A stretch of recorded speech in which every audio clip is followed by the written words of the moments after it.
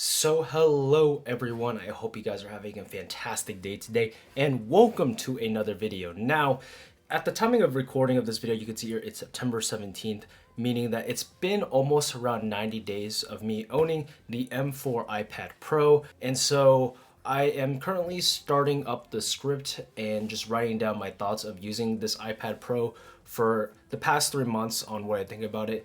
And I wanted to do a separate video on the art and drawing experience because I feel like if I put that in the review, that would probably last around like 5-10 minutes of just me rambling about drawing on the iPad Pros. So yeah, I'm gonna make it to its own separate dedicated video here. So I want to go ahead and just talk about it because genuinely speaking, the Apple Pencil Pro ended up being a much more nicer upgrade for drawing on the iPad Pro than I expected. So let me explain. If you guys haven't seen or watched my previous iPad videos, I draw and daily drive in iPad Pro 11-inch. Now this is a little bit different from a lot of artists who usually draw and do their stuff on 13-inch iPad Pros, and I completely understand why, right? The larger canvas, it makes it really nice for drawing, and people who do digital art usually have been used to drawing on like larger Wacom tablets or some like similar where you have like 15, 16, even 17-inch plus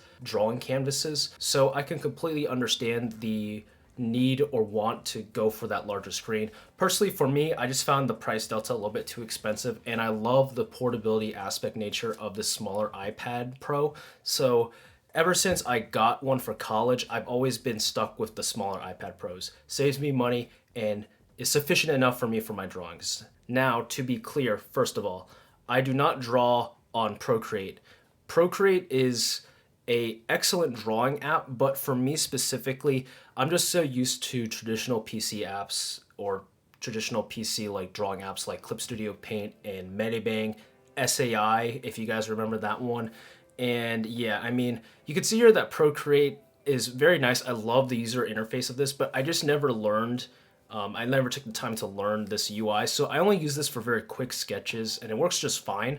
And I love the updates they're doing here, but I want to talk about the experience of using more traditional apps like Clip Studio Paint here. So let's actually open that up. So you can see here, I have a piece that I worked on a couple days ago, and I was able to draw on this 11-inch sufficiently. It was good enough for me, but I know a lot of people have issues with the canvas size. But as I noted before, the Apple Pencil Pro and its new features have helped a lot with alleviating some of those pain points with drawing on the smaller iPad Pro. So first off, Clip Studio Paint is a very, very traditional, drawing application. It basically is a port from the PC, and as a result, it is not optimized for a touch-first interface, especially on smaller screens. So what do I mean by that? I'm mainly talking about the user interface here. So as you can see here, right, you have your basic, save and stuff. You even have like the little tab bar right here, right?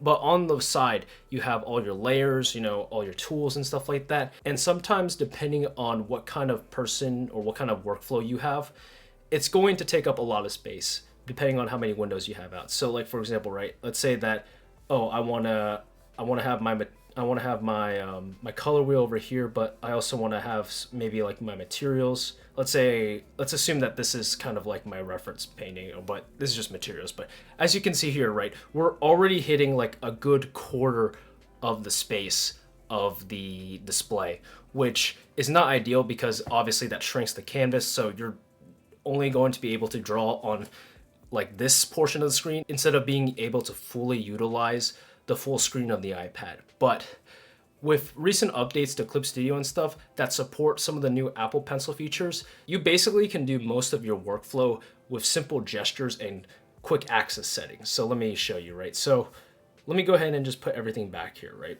Let me just maybe draw a Pokeball as an example here. So let me just zoom the app here. So you can see here, very minimal UI right now, obviously without the windows, but let's say here, okay, so or draw this, for example. Oh, but I want to shrink, maybe I want to shrink the brush size. Instead of having to open the UX here and having to go in here and change it like that, instead, I can just squeeze it and boom, I can open a quick access menu.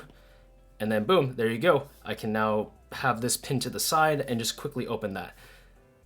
This this squeeze gesture for accessing quick access controls and stuff like that has been amazing. And what this basically does is helps you basically, for one, not have to move back and forth to modify pen settings or anything like that, because everything is in context of where you're pointing at, so everything is close by. But also you can keep your windows shrunk basically 90 to 95% of the time, so you basically have most of the screen, or like basically 90 to 95% of the screen, just for drawing, which is amazing, especially on the 11-inch iPad Pro where you need that extra space. So let me just go ahead and just draw maybe like the line art here. So the only time I actually open up Windows nowadays is for layers and layer management, because I just cannot find any good settings to quickly access layer settings via quick access. But outside of that, I mean, that's pretty much all I have. Maybe I have this out, but for the most part, if I'm just drawing on a single layer, then I always keep this closed. So let me just close that up.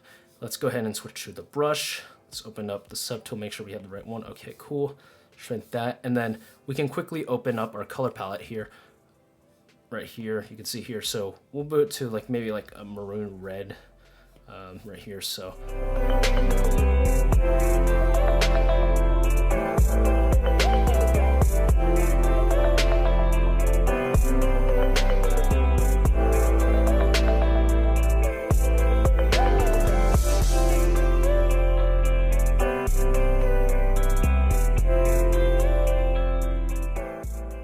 Okay, so went ahead and just finished up the drawing here, added a little bit of depth here. But as you can see here, I was able to do literally all of that, or 99% of that, without having to move my pencil to the right side here. And I didn't even need to use my, my other hand to open up the controls. So for one-handed use, like if you're on a train or something like that, just holding it like this actually is very nice. And the only time that actually is prevalent is mainly for layers, but yeah. So in conclusion, right, in my personal opinion, I really, really, really love drawing on this iPad Pro 11. I think that this is basically the best 11-inch iPad drawing experience that you can get right now. Not just because of the beautiful display and all that stuff, but because the Apple Pencil Pro adds that squeeze quick access functionality that makes it so much nicer and so much faster to do art, especially if you're using traditional apps like Clip Studio Paint. It also alleviates a lot of the pain points too, where you could potentially have a cluttered user interface that hinders most or a good portion of your canvas size. And this is very, very important on the 11-inch, given how much smaller it is compared to the 13-inch. Now, I'm not saying that by all means always pick the 11-inch nowadays. No, everyone's drawing experience and art experience is different, and if you absolutely must need that larger display for anything regarding like stroke patterns or anything like that, maybe you're painting and all that stuff, then by all means go for the 13-inch. But it's not a one size fits all. And I think for most casual artists, I think drawing on the 11-inch has never been better. And yeah.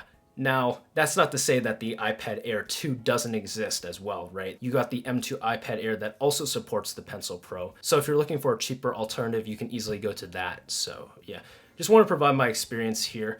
I really wish the Pencil Pro was available for the older iPads, because literally that's the biggest thing that's carrying the experience of using this iPad. I'm gonna go ahead and end it there. Hopefully you guys enjoyed this video. If you did, make sure to leave a like. Be on the lookout for the updated 3-month full review, of the iPad Pro M4. And I'll talk to you guys in the next one. Later.